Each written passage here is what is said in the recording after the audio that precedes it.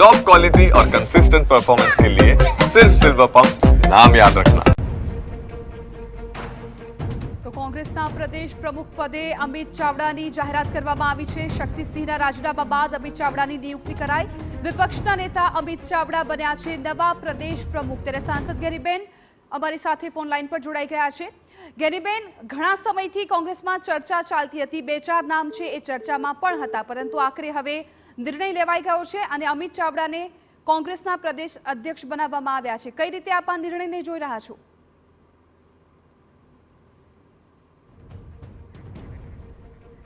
તો ફરી એક વખત ગેરીબેન સાથે સંપર્ક કરવાનો પ્રયત્ન કરીશું, પરંતુ હાલ તો જે સમાચાર મળી રહ્યા છે, કોંગ્રેસના પ્રદેશ અધ્યક્ષ તરીકે અમિત ચાવડાની પસંદગી કરવામાં આવી છે। આપને જણાવી દઈએ કે અમિત ચાવડા બીજી વખત કોંગ્રેસના પ્રદેશ અધ્યક્ષ બન્યા છે। 2018થી 2021માં પણ તેમણે પ્રદેશ અધ્યક્ષ તરીકે કામગીરી સંભાળી હતી। ત્યારે ફરી એક વખત હાઈકમાન્ડે તેમની પસંદગી કરી છે અને તુષાર ચૌધરી વિધાનસભામાં વિપક્ષના નેતા બન્યા છે। છેલ્લા ઘણા દિવસની રાજનીતિમાં કોંગ્રેસની જો બેઠકોની વાત કરવામાં આવે તો એક બાદ એક બેઠકો થતી હતી, ચર્ચા થતી હતી ને આખરે અમિત ચાવડાનું નામ છે નક્કી કરવામાં આવ્યું છે।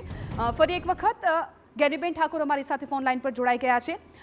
ગેનીબેન, આખરે લાંબી વિચારણા બાદ કોંગ્રેસે પ્રદેશ અધ્યક્ષના નામની જાહેરાત કરી દીધી છે। અમિત ચાવડા પર પસંદગીનો કળશ ઢોળવામાં આવ્યો છે। આ નિર્ણયને આપ કઈ રીતે જોઈ રહ્યા છો? પહેલા તો ગુજરાત પ્રદેશ કોંગ્રેસ સમિતિના પ્રમુખ અમિતભાઈ ચાવડાને ખૂબ ખૂબ દિલથી શુભેચ્છાઓ, અભિનંદન પાઠવું છું। રાહુલજી અને મોવડી મંડળનો પણ આભાર કે ઘણા ટાઈમથી રાજીનામું આપેલું હતું અને પ્રદેશ પ્રમુખની જગ્યા ખાલી હતી, તો કાર્યકરોની અને આમ પ્રજાની કે સમગ્ર આગેવાનોની માગણી હતી કે તરત એની નિયુક્તિ કરવામાં આવે, તો આગેવાનો અને કોંગ્રેસના કાર્યકરોનો અવાજ સાંભળીને તરત નિર્ણય લીધો। એ બદલ મોવડી મંડળનો અને સૌ જે પ્રભારીઓ હોય તેમનો સૌનો હૃદયપૂર્વક આભાર માનું છું। બિલકુલ ગેનીબેન, બીજી વખત અમિત ચાવડાને આ પદ મળ્યું છે, એટલે 2018-21માં પણ તેમણે આ જવાબદારી નિભાવી હતી। ત્યારે હવે આગામી સમયની જો વાત કરવામાં આવે તો હવે અમિત ચાવડા સામે કેટલા પડકારો રહેશે, કોંગ્રેસ સામે કેટલા પડકારો રહેશે?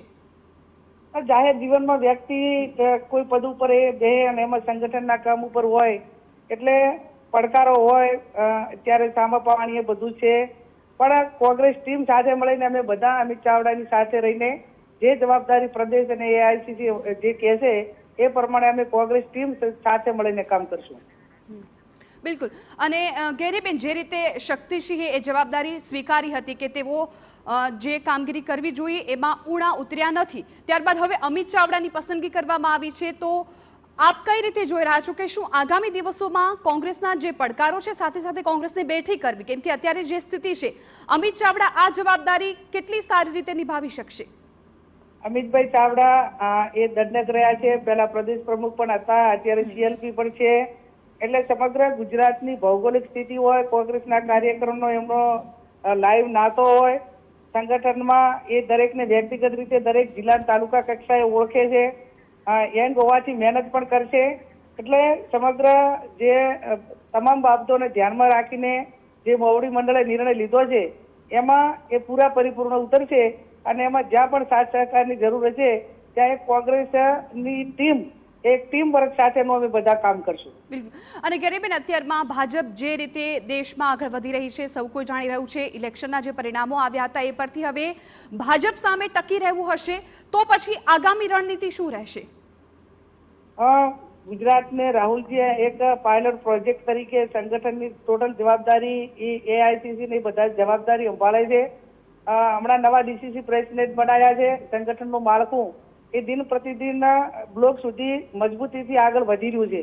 આજે સમગ્ર રાજ્યમાં જિલ્લા કક્ષાએ નવા પ્રમુખોનો પદગ્રહણ કાર્યક્રમ હોય કે અનેક રીતે આગળ વધીને કોંગ્રેસને મજબૂત કરવાનું કામ એ કોંગ્રેસના તમામ કાર્યકરો સાથે મળીને કરી રહ્યા છે અને આવનાર સમયમાં પણ આ તમામ પડકારોને પહોંચી વળી અને 2027ની ચૂંટણી હોય કે આવનાર જિલ્લા અને તાલુકા પંચાયતની ચૂંટણી હોય, એ તમામમાં સાથે મળીને કોંગ્રેસ સારું પરિણામ લોકોના આશીર્વાદથી લાવશે।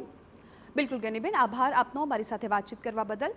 તો જે પ્રકારે ગેનીબેન ઠાકોરે પણ અમિત ચાવડાને અભિનંદન પણ પાઠવ્યા, સાથે સાથે વિશ્વાસ પણ વ્યક્ત કર્યો છે કે આગામી દિવસોમાં કોંગ્રેસની જે સ્થિતિ છે એ વધુ સારી બનશે।